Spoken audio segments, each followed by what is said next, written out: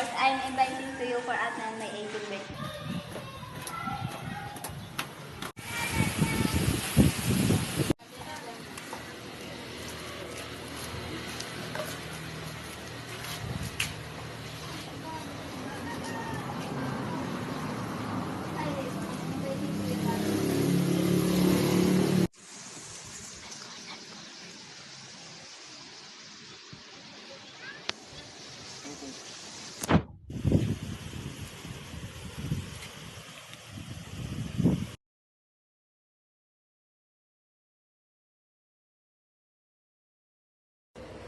Good evening, everyone.